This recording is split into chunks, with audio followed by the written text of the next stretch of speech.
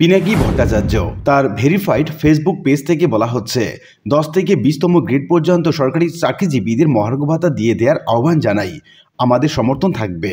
এদিকে BD24live.com পত্রিকায় বলা হচ্ছে কঠোর কর্মসূচির হুঁশিয়ারি দিলেন সরকারি চাকরিজীবীরা। MD শিপন মিয়া তিনি বলছেন, অবাক লাগে, এদেশে ন্যায্য কিছু পাইতে হলেও আন্দোলন করা লাগে। প্রজাতন্ত্রের কর্মচারীরা কিভাবে ভালো থাকবে এটা দেখার দায়িত্ব অবশ্যই সরকারের। রহমত উল্লাহ রাহাত তিনি বলছেন, আলহামদুলিল্লাহ, এবার শুধু মহার্ঘ ভাতা না, সাথে পে স্কেলে সুনির্দিষ্ট ঘোষণা আদায় করে ইনশাআল্লাহ বাড়ি ফিরব।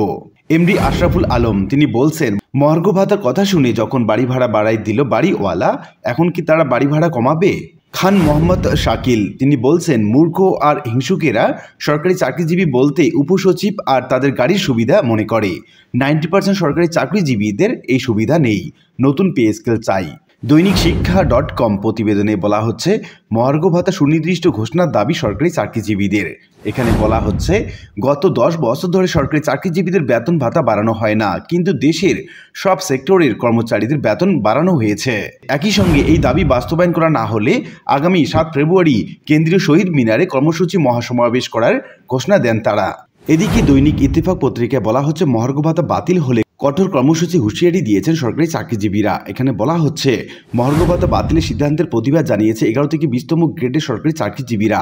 এই ধরনের কোনো সিদ্ধান্ত সরকার নিয়ে থাকলে কর্মবিরতি সহ কঠোর কর্মসূচি হুঁশিয়ারি দিয়েছেন তারা।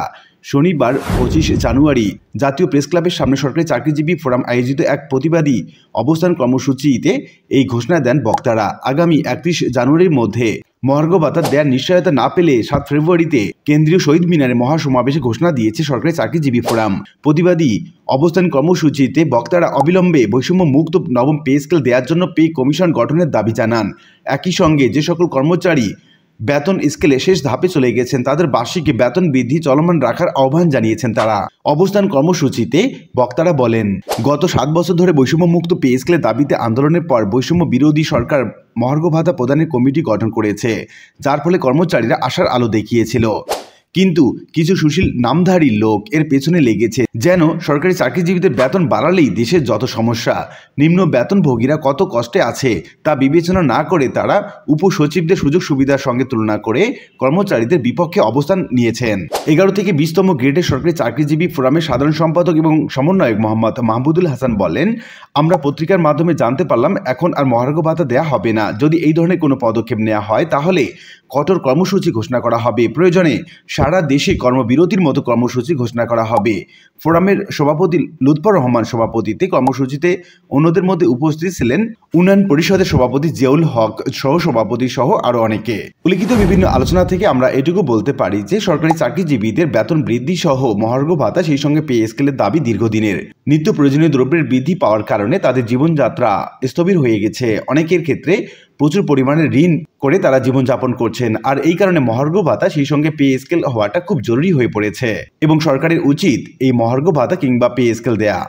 আশা করি বিষয়টি বুঝতে পেরেছেন। আর আজকের ভিডিওটি এ পর্যন্তই। আশা করি ভিডিওটি আপনাদের ভালো লেগেছে। ভিডিওটি ভালো লাগলে লাইক কমেন্ট করতে ভুলবেন না। দেখা হবে অন্য কোনো ভিডিওতে। সে পর্যন্ত সবাই ভালো থাকবেন। ধন্যবাদ।